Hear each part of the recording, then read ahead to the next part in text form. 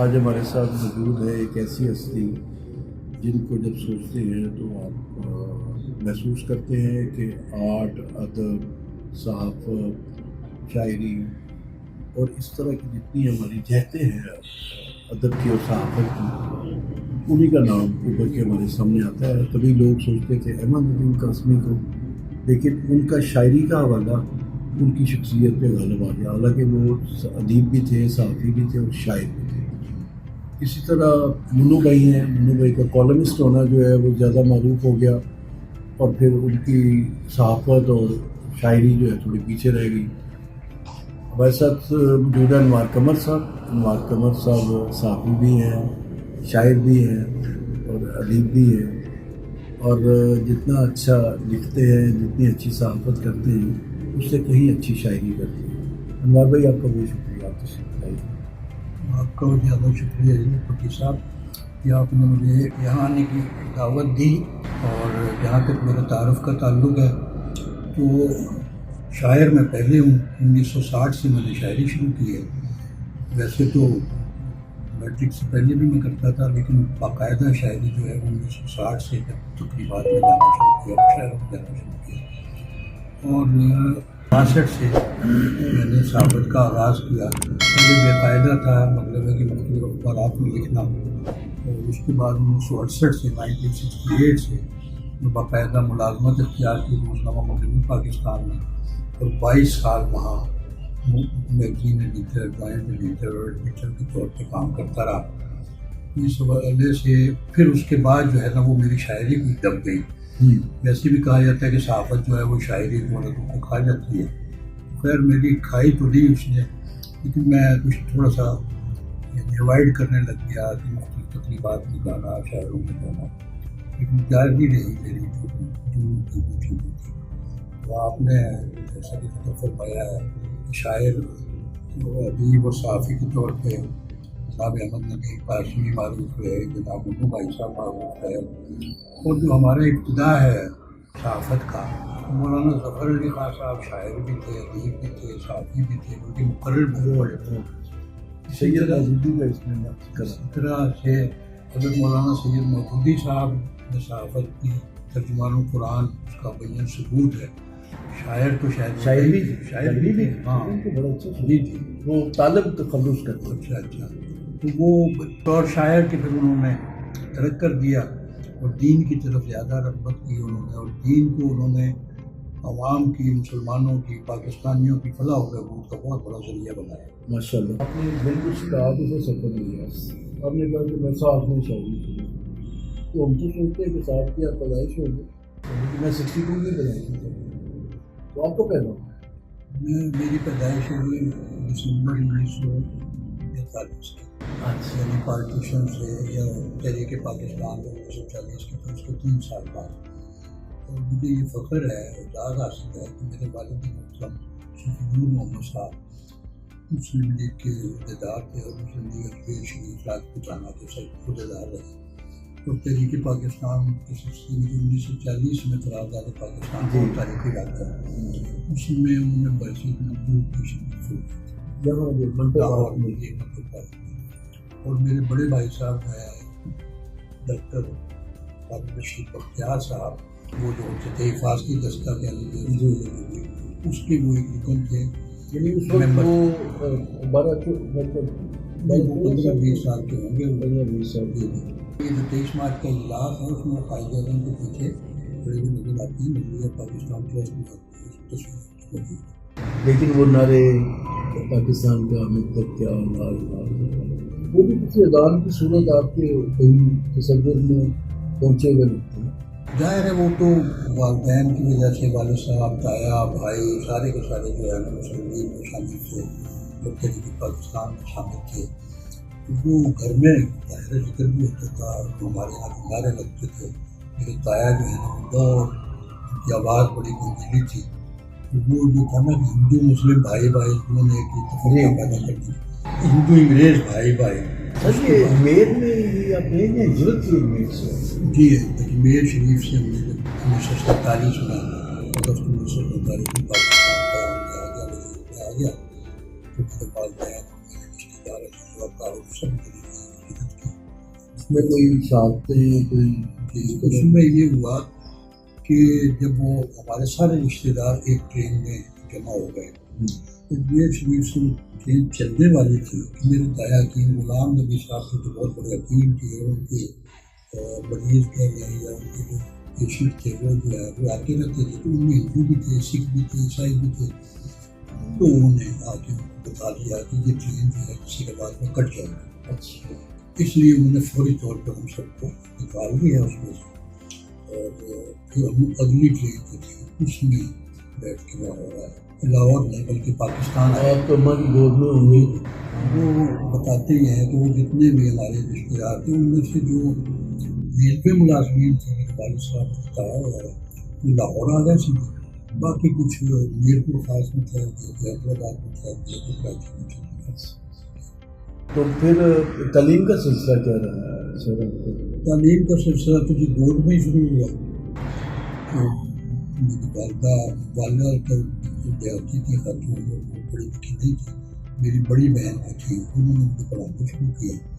پھر والدہ مجھے گود میں لے کے موسیٰ صاحب انہوں نے رام گڑھ ملکپورہ میں شب دیا. وہاں سے گود میں لے کے مجھے جاتی تھی موسیٰ صاحب کے بعد میں پڑھاتے تھے. اس میں پڑھتی پڑھتے تھے. ایک ان کے بعد پھر گلی محلے میں ہی ایک صاحب تھے ان کے اس میں گرامی تو بہت لوگوں کو معلوم نہیں, مجھے بھی نہیں ہے, تایا جی کہتے ہیں. اچھا, تایا جی کے ساتھ پڑھنا شروع کیا, تختی لکھنی شروع کی, وغیرہ پڑھایا, پہاڑے سنائی بتائے.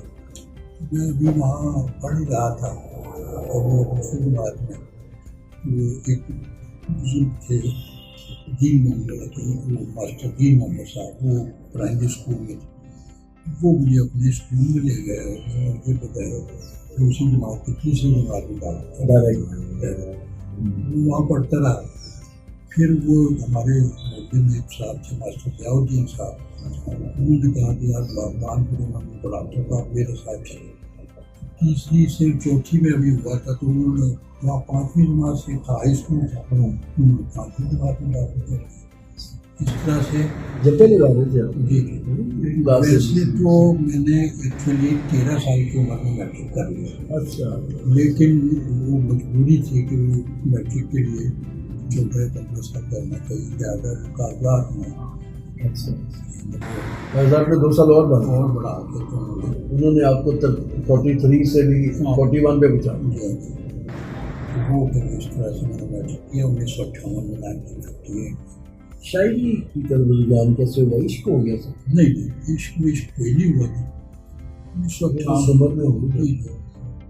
وہ بس وہ مطلب ہے کہ میرا موضوع کا بات شاعری جو ہے اللہ کی طرف سے ودیعت ہوتی ہے, جس میں نہ کوئی بندہ میں چاہے وہ ایم اے کر لیں, پی ایچ ڈی کر لیں, از خود اگر شاعری کرنا چاہے تو ہو نہیں سکتی. ایسی مثالیں میرے بہت کم میں ہیں. لیکن شاعری جو ہے اس کو موضوع تباہ تھا, ان کے سیدھے میسیج سے کہنا یہ کرنا وہ کرنا. 1958 میں جب میں میٹرک میں پڑھ رہا تھا بلکہ 1957 میں تقریریں کا مقابلہ ہوتا تھا, تقریری مقابلوں میں شرکت کرتے, اس میں بھی کوئی شعر ویر مطلب پڑھ دینا. وہ لوگ اگر مجھ کو پوچھتا تھا یہ کس کا شعر ہے تو میں یہ نہیں کہتا تھا کہ یہ میرا ہے. اچھا, ایسے ہی کوئی نام لے گا. اس طرح سے وہ اتنا پختہ شعر ہوتا تھا کہ محسوس کرتے تھے اساتذہ کا کلام. اب مجھے یہ نہیں ہے شعر یاد ہے, کوئی شعر بھی یاد نہیں ہے اس زمانے کا. تو بس وہ اس طرح سے کیا. 1958 یا 59 کہہ لیں میٹرک کے بعد کہ ہمارے علاقے میں ایک صاحب تھے, وہ انجمن شبان المسلمین بنا, اس میں شامل کیا. تو ہم تقریباً مختلف مسجد میں کرتے پھرتے تھے اور یہ ہماری خواہش تھی اور ہمارا یہ جذبہ تھا کہ یہ جو اہل حدیث اہل سنت شیعہ وغیرہ ہے اس فرقہ بندی سے کسی طرح نہیں ہے. تو پہلا جو ہمارا اجتماع ہوا وہ جامع مسجد اہل حدیث میں ہمارے گھر کے پاس ہی رام گڑھ میں, اس میں کیا تقریریں کی. اس کے بعد دوسرا جو اجتماع ہم نے کیا وہ اجتماع مسجد اہل سنت والجماعت فاصلے پہ تھی, اس کے بانیان میں یا اس کی تعمیر میں میرے والدین والد صاحب اور تایا کا حصہ وہاں جلسہ کیا. اس کے بعد تیسرا جلسہ ہم نے مین بازار میں گلی محمد صاحب جماعت اسلامی کے علاقے کے رہنما تھے، وہ قرآن شریف کی ترجمہ سے پڑھاتے تھے، اس مسجد میں کیا اقتدار میں. پھر چوتھا اجتماع پھر ہم نے وہاں جامع مسجد اہل حدیث میں کیا. پانچواں اجتماع جب جامع مسجد اہل سنت بھی کرنا چاہا تو انہوں نے انکار کر دیا. اجازت دینے سے پھر مجھے کہا کہ تو باقی ہو جائے گا، اجازت نہیں ملی. بار وہ وہ اشرف سیف صاحب جو ہے نا وہ شاعر تھے، وہ پنجابی میں شاعری کرتے تھے. انہوں نے اپنی ایک باتوں کا مجموعہ ایک پمفلٹ اس میں 15-16 صفحے کا پمفلٹ تھا، وہ چھاپا. وہ جب چھپا تو حکیم عبدالعزیز بگٹی صاحب اور ان کے صاحبزادے ڈاکٹر صابر احمد صاحب جو ایک رسالہ بھی نکالتے تھے، انہوں نے مجھے بتایا اور کہا دیکھو تمہیں منع کرتے ہیں کے ساتھ بتا رہا ہو انہوں نے کیا حرکت کی ہے. انہوں نے اس میں سے وہ کرانا ہے شعر وہ اس مجموعہ شاعری میں دکھایا. یہ دیکھو اس میں یہ شعر جو ہے کی شان کے منافی ہے یہ لکھا ہے. پھر یہ تھا کہ یہ تو امت نبی کا کہلانا ہے نہ حکم محمد طرف جاننا ہے. لیکن انہوں نے اس کو اس طرح سے پڑھا کہ یہ کہہ رہا ہے کہ اگر انہیں امتی کہلانا ہے تو ان کے حکم کی طرف نہیں جانا. تو کہا کہ یہ دیکھو ظاہر پڑھے لکھے لوگ تھے تو میں نے پھر بار مانی کہ اس کو چھوڑ دو. انہوں نے کہا کہ انجمن شہدائیہ نے رسول کا نام دیا اس تنظیم بناؤ اور اسی طرح سے کام کرو. پھر اس کے بعد انہوں نے کہا کہ جیسے اس نے ایک اپنا چھاپا ہے اسی طرح سے تم بھی ایک اپنا چھاپو. میں نے تو اتنی باتیں نہیں کہیں ہیں، نہ مجھے شاعری کا اتنا زیادہ وہ شعور ہے. میں تو بس چھوٹی موٹی ان کو کوئی بات نہیں کوشش کریں. کیونکہ میں نے اور ایک ہمارے دوست تھے محمد افطان عاصم صاحب، ہم نے یہ کیا کہ کچھ انہوں نے کوشش کی کچھ میں نے کوشش کی. 2 نعتیں اور ایک سلام، ایک نعت یا 2 نعتیں اور ایک سلام میں نے کہا، وہ اس نے کہا. تو پھر بھی وہ 16 صفحے تو نہیں بن رہے تھے. پھر ہم نے اور لوگوں کی نعتیں شامل کی اس میں. ایک حضرت مولانا پیر امانت علی شاہ صاحب تھے، شاہ کمال مسجد کے شاعر تھے، ان سے گزارش کی انہوں نے دے دی. پھر وہ جو رسالہ چھاپتے تھے ڈاکٹر صابر احمد صاحب، اس میں ایک صاحب تھے راجہ رشید محمود میانوی صاحب، ان کی کچھ نعتیں آتی تھی. ان کا پتہ دیا، ان سے گزارش کی، انہوں نے بھی کچھ ہم نے وہ میں نے اس میں ابتدائیہ لکھا. تو اس طرح سے وہ 16 صفحے بن گئے. یہ نعتیہ بکلیٹ صاحب، اس کا نام ہم نے رکھا تھا ترانہ حقیقت بمقابلہ، وہ جو ان کی کتاب کا عنوان تھا. اچھا اس طرح سے کر کے وہ کیا. تو اس کے بعد وہ جو باتوں سے میرا آغاز ہوا اور پھر تھوڑے عرصے کے بعد جو ہے نا کہ 1960 میں نے اپنا ایک ذاتی 60 یا 61 میں رسالہ نکالا لالا صاحب. پرنٹ بھی خود کیا، پرنٹ بھی کروایا، سب کچھ کیا. لالا صاحب کا رسالہ نکالا. آپ تخلص بھی کرتے ہیں؟ جی محمد انوار. ہاں تخلص کی بڑی عجیب و غریب بات ہے کہ وہ محمد اشرف سیف صاحب تھے. مجھے سمجھ یہ آ رہی تھی کہ میں محمد انوار کے ساتھ میں کیا مطلب بات. تو سیف کے مقابلے میں میں نے سمسام، افسوس وہ سیف ایک دھاری تلوار ہوتی ہے، سمسام 2 دھاری تلوار ہوتی ہے.